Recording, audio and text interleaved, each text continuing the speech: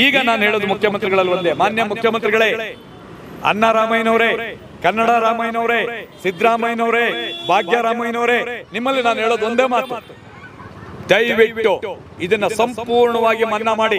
ಅಧಿಕಾರಿಗಳಿಂದ ಲೋಪದೋಷ ಆಗಿದೆ, ಯಾವುದೇ ಮಾಹಿತಿ ಕೊಡದೆ ಏಕಾಏಕಿ ದಾಳಿ ಮಾಡಿದ್ದಾರೆ. ಇದು ಸಂಪೂರ್ಣವಾಗಿ ಬಂದ್ ಮಾಡಿ ಇವತ್ತಿನಿಂದ ಒಂದು ನಿಯಮವನ್ನ ಜಾರಿಗೆ ತನ್ನಿ. ಸರ್ಕಾರದ ದಿನದಲ್ಲಿ ಬರುವಂತ ಕಮರ್ಷಿಯಲ್ ಟ್ಯಾಕ್ಸ್ನವರು ಒಂದೊಂದು ಬೇಕರಿ ಕಾಂಡಿಮೆಂಟ್ಸ್ ಅವರಿಗೆ 40 ಲಕ್ಷ, 50 ಲಕ್ಷ, 75 ಲಕ್ಷ, 1 ಕೋಟಿ, 20 ಲಕ್ಷ, ಯಾವ ಆಧಾರದ ಮೇಲೆ ನೀವು ಇದನ್ನ ತೆರಿಗೆಯನ್ನು ಫಿಕ್ಸ್ ಮಾಡಿದ್ರಿ? ಯಾವ ಆಧಾರ? ಅಂದ್ರೆ ಫೋನ್ ಪೇ ನಲ್ಲಿ ಟ್ರಾನ್ಸಾಕ್ಷನ್ ಆಗಿದೆ? ಹೌದು, ನಾನು ಹೇಳೋದು ಸರ್, ಟ್ರಾನ್ಸಾಕ್ಷನ್ ಆಗಿದೆ. ಯಾವ್ದ್ರಲ್ಲಿ ಟ್ರಾನ್ಸಾಕ್ಷನ್ ಆಗಿದೆ ಅಂತ ತಿಳಿಸಿದ್ದೀರಾ? ತರಕಾರಿ ಅಂಗಡಿಯವರಿಗೆ ಕಳಿಸಿದಿರಿ ನೀವು. ತರಕಾರಿಗೆ ಹಾಗಾದ್ರೆ ಟ್ಯಾಕ್ಸ್ ಇದೆಯಾ? ಅದರ ಮೇಲೆ ಇತರ ಬೇಜವಾಬ್ದಾರಿ, ಇತರ ಅಸಂಬದ್ಧವಾದ ಒಂದು ಇದನ್ನ ಮಾಡೋದು ನಾವು ಯಾವ ಕಾರಣಕ್ಕೂ ಒಪ್ಪಲ್ಲ. ಅಸಂಬದ್ಧವಾದ ಮಾಡಿದಿರಿ ನೀವು. ಇದು ಹಾಸ್ಯಾಸ್ಪದವಾಗಿದೆ ನಿಮ್ಮದು. MRP ಅಲ್ಲಿ ಬರ್ತದೆ, ಸಿಗರೇಟ್ ಬರ್ತದೆ, ಸಿಗರೇಟ್ ಸಿಕ್ಕದೆ 20 ಪೈಸೆ 30 ಪೈಸೆ ಸಿಕ್ಕುತ್ತೆ ಒಂದು ಸಿಗರೇಟ್ ಮೇಲೆ. ಅದರಲ್ಲಿ ಏನ್ರಿ ಸಿಗ್ತದೆ? ಸಿಗರೇಟ್ ಟ್ಯಾಕ್ಸ್ ಅಲ್ಲಿ ಪೇ ಆಗಿ ಬರ್ತದೆ. ಸ್ವಲ್ಪ ದಿನದ ಮುಂದೆ ನೀವು ಹಿಂದೆ ಕಟ್ಟಿದ್ರಿ, ಹೇಳಿದ್ರಿ ನಿನಗೂ ಫ್ರೀ, ನಿನಗೂ ಫ್ರೀ, ನಿನಗೂ ಫ್ರೀ, ನಿನಗೂ ಫ್ರೀ ಅಂತ ಹೇಳಿದ್ರಿ. ಎಲ್ಲರಿಗೂ ಫ್ರೀ ಹೇಳಿದ್ರಿ. ಇವತ್ತು ಎಲ್ಲರಿಗೂ ಫ್ರೀ ಮಾಡಿದ್ರಿ. ಟ್ಯಾಕ್ಸ್ ಕಟ್ಟಬೇಕಷ್ಟೇ, ಎಲ್ಲರೂ ಟ್ಯಾಕ್ಸ್ ಕಟ್ಟಬೇಕು. ಅಂದ್ರೆ ದಯವಿಟ್ಟು ಜನರಿಗೆ ಮರಣ ಶಾಸನ ಆಗುವಂತದ್ದು, ಬಡ ಉದ್ಯಮಿಗಳಿಗೆ ಮರಣ ಶಾಸನ ಆಗುವಂತದ್ದು, ಬಡವರಿಗೆ ಮರಣ ಶಾಸನ ಆಗುವಂತ ಕಾನೂನುಗಳಿಗೆ ನೀವು ಯಾವ ಕಾರಣಕ್ಕೂ ಒಪ್ಪಿಗೆಯನ್ನು ಕೊಡಬಾರ್ದು. ಸರ್ ನಮಸ್ತೆ ಸರ್, ಆ್ಯಕ್ಚುಲಿ ಇಲ್ಲೆಲ್ಲ ಸೇರಿದ್ರಿ, ಬೇಕರಿ ಅವ್ರಿಗೆಲ್ಲ ಟ್ಯಾಕ್ಸ್ ಬಂದಿದೆ ಅನ್ನೋದು ಗೊತ್ತಾಯಿತು. ಸೊ ಯಾಕೆ ಈ ರೀತಿ ಆಯಿತು ಸರ್? ನೋಡಿ, ಇವತ್ತಿನವರೆಗೆ ಸಣ್ಣ ಉದ್ದಿಮೆದಾರರು, ಬೇಕ್ರಿ, ಕಾಂಡಿಮೆಂಟ್ಸು ಆ ಥರ ಈ ಥರ ಮಾಡೋರೆಲ್ಲ ಯಾವತ್ತೂ ಟ್ಯಾಕ್ಸ್ ಕಟ್ಟಿದ್ದಿಲ್ಲ. ಯಾಕೆಂದರೆ ಅವರು ಸಣ್ಣ ಉದ್ದಿಮೆದಾರರಾಗಿದ್ದರು, ಅವರಿಗೆ ದುಡ್ಕೊ ತಿನ್ನೋದೇ ಕಷ್ಟ ಆಗಿತ್ತು. ಅದು ಅವ್ರು ಮಾರುವಂಥ ವಸ್ತುಗಳು ಯಾವುದು? ಹಾಲು, ತರಕಾರಿ, ಹಣ್ಣು, ಈ ಥರ ಆ ಒಂದು ಸಿಗರೇಟು ಇದರಲ್ಲಿ ಏನಾಗ್ತಾಯಿದೆ ಅಂತ ಹೇಳಿದರೆ ಎಲ್ಲದರಲ್ಲೂ ಕೂಡ ಲಾಭ, ಕಿಂಚಿತ್ತು ಲಾಭ ಅಷ್ಟೇ, ದೊಡ್ಡ ಲಾಭ ಇಲ್ಲ, ಬರೀ ಕಿಂಚಿತ್ತು ಲಾಭ ಸಿಗುವಂಥದ್ದು. ಒಂದು ಹಾಲು ಪ್ಯಾಕೆಟ್ ಮಾರಿದರೆ ಅಂದಾಜು 50 ರೂಪಾಯಿ ಅಂತ ಹೇಳಿದರೆ 50 ಪೈಸೆಯಿಂದ 1 ರೂಪಾಯಿ ಸಿಗ್ತದೆ.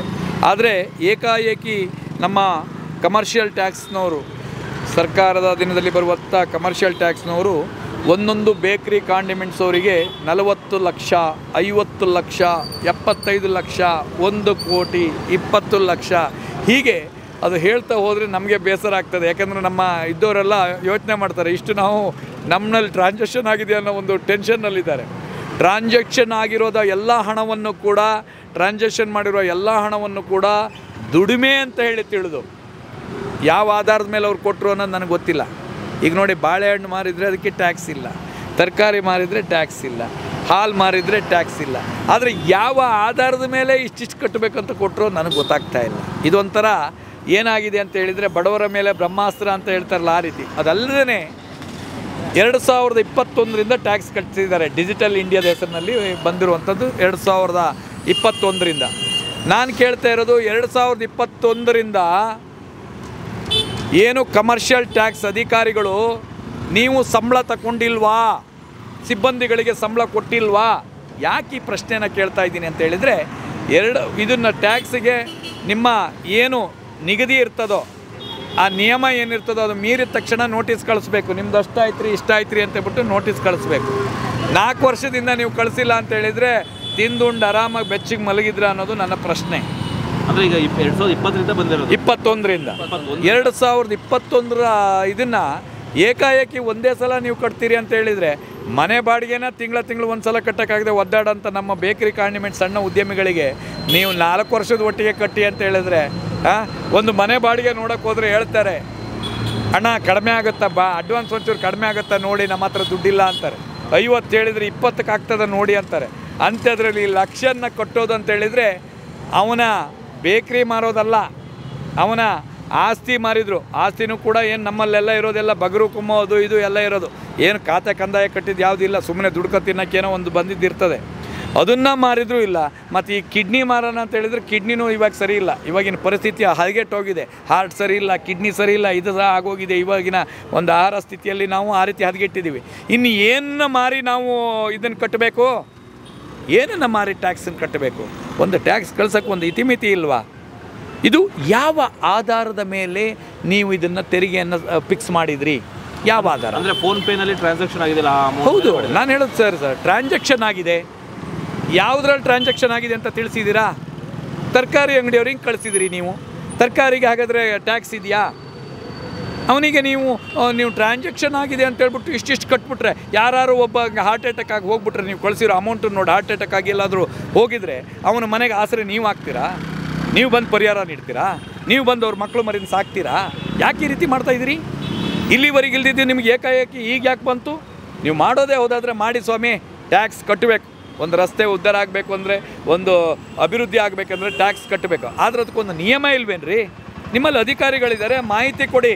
2021ರಲ್ಲೇ ಕೊಡಬೇಕಿತ್ತು. ಈ ದಿನದಿಂದ ನೀವು ಸ್ಕ್ಯಾನ್ ಏನು ಮಾಡ್ತಿರೋ ಅದು ಹೀಗಾಗುತ್ತೆ.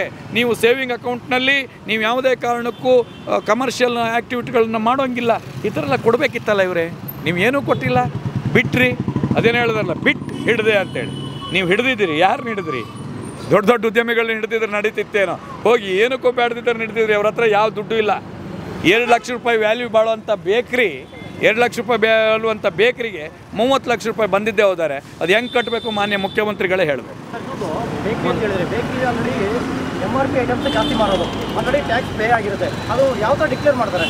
ಅದೇ ನನಗೆ ಗೊತ್ತಿಲ್ಲ ಸರ್. ನೀವು ಭಾಳ ವ್ಯಾಲ್ಯೂಬಲ್ ಕ್ವಶನ್ ಕೇಳಿದಿರಿ. ಇದು ಯಾವ ರೀತಿ ಡಿಕ್ಲೇರ್ ಮಾಡಿದ್ದಾರೆ ಅನ್ನೋದೇ ನನಗೆ ಗೊತ್ತಾಗ್ತಾ ಇಲ್ಲ. ಅಂದರೆ ಬಂದಿದ್ದ ದುಡ್ಡಿಗೆ ಅಷ್ಟಕ್ಕೂ ಟ್ಯಾಕ್ಸ್ ಹಾಕಿ ಕಳಿಸಿದಾರಲ್ಲ, ಹಾಗಾದ್ರೆ ವಾಪಸ್ ಕೊಡೋಂಥದ್ದು ಎಂಥದ್ದು ಇಲ್ವಾ? ಸೇಲ್ ಆಗಿದ್ದು ಮಾತ್ರ ವಾಪಸ್ ಐಟಮ್ ತರಲಿಕ್ಕೆ ದುಡ್ಡು ಕೊಡೋದು ಬೇಡವಾ?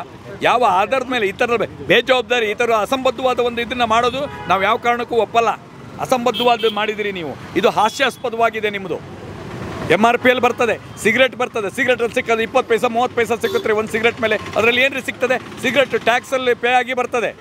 ಒಂದು ಸಿಗರೇಟು ಪರ್ಚೇಸ್ ಮಾಡಬೇಕಾದ್ರೆ 87% ಟ್ಯಾಕ್ಸ್ ಆಗುತ್ತೆ ರೀ. 87% ಟ್ಯಾಕ್ಸ್ ಪೇ ಆಗಿ ಬರ್ತದೆ. ಇದು ಬಂದಿದ್ದಕ್ಕೆ ನೀವು ಮತ್ತೆ ತೆರಿಗೆ ಅಂತ ಹಾಕಿದೆ ಹೋದ್ರೆ ಹಾಲು ಪ್ಯಾಕೆಟ್, ನಾನು ಅದೇ ಹೇಳಿದ್ನಲ್ಲ, 50 ರೂಪಾಯಿ ಅಂದಾಜು ಇಟ್ಕೊಡ್ರಿ. 50 ಪೈಸೆ ತಪ್ಪಿರು 1 ರೂಪಾಯಿ ಸಿಗ್ತದೆ. 1 ರೂಪಾಯಿಯಲ್ಲಿ ಡೈರೆಕ್ಟಾಗಿ ಡೈರಿಯಿಂದ ಇಳಿಸಿರು 1 ರೂಪಾಯಿ ಸಿಗ್ತದೆ. ಇಲ್ಲಿ ಅಂಗಡಿ ಹೋಗಿ ತಗೊಂಬಂದಿದ್ದವರು 50 ಪೈಸೆ ಸಿಕ್ಕತ್ತೆ. ಆ 50 ಪೈಸೆಗೆ 50 ರೂಪಾಯಿದಷ್ಟು ನಾನು ಟ್ಯಾಕ್ಸ್ ಕಟ್ಟೋಕ್ಕಾಗುತ್ತೇನು ರೀ? ಕಾಮನ್ ಸೆನ್ಸ್ ಇಲ್ದಿರೋಂಥ, ಒಂದು ಸಾಮಾನ್ಯ ಜ್ಞಾನ ಇಲ್ದಿರೋಂಥದ್ದು ಮಾಡಿದ್ದಾರೆ. ಈಗ ನಾನು ಹೇಳೋದು ಮುಖ್ಯಮಂತ್ರಿಗಳಲ್ಲಿ ಒಂದೇ, ಮಾನ್ಯ ಮುಖ್ಯಮಂತ್ರಿಗಳೇ, ಅನ್ನರಾಮಯ್ಯನವರೇ, ಕನ್ನಡ ರಾಮಯ್ಯನವರೇ, ಸಿದ್ದರಾಮಯ್ಯನವರೇ, ಭಾಗ್ಯರಾಮಯ್ಯನವರೇ, ನಿಮ್ಮಲ್ಲಿ ನಾನು ಹೇಳೋದು ಒಂದೇ ಮಾತು. ದಯವಿಟ್ಟು ಇದನ್ನು ಸಂಪೂರ್ಣವಾಗಿ ಮನ್ನಾ ಮಾಡಿ. ಅಧಿಕಾರಿಗಳಿಂದ ಲೋಪದೋಷ ಆಗಿದೆ. ಯಾವುದೇ ಮಾಹಿತಿ ಕೊಡದೆ ಏಕಾಏಕಿ ದಾಳಿ ಮಾಡಿದ್ದಾರೆ. ಇದು ಸಂಪೂರ್ಣವಾಗಿ ಬಂದ್ ಮಾಡಿ ಇವತ್ತಿನಿಂದ ಒಂದು ನಿಯಮವನ್ನು ಜಾರಿಗೆ ತನ್ನಿ. ಈ ರೀತಿ ಅಕೌಂಟ್ ಇರಬೇಕು, ಕಮರ್ಷಿಯಲ್ಗೆ ಈ ರೀತಿ ಅಕೌಂಟ್ ಇರಬೇಕಂತ ನಿಯಮವನ್ನು ಜಾರಿಗೆ ತಂದು ಜಾರಿಗೆ ತನ್ನಿ. ಅದನ್ನು ಹೊರತುಪಡಿಸಿ ನೀವು ಕಟ್ಟಿ ಅಂದರೆ ಸ್ವಲ್ಪ ದಿನದ ಮುಂದೆ ನೀವು ಹಿಂದೆ ಕಟ್ಟಿದ್ರಿ, ಹೇಳಿದ್ರಿ ನಿನಗೂ ಫ್ರೀ ಅಂತ ಹೇಳಿದ್ರಿ. ಎಲ್ಲರಿಗೂ ಫ್ರೀ ಹೇಳಿದ್ರಿ.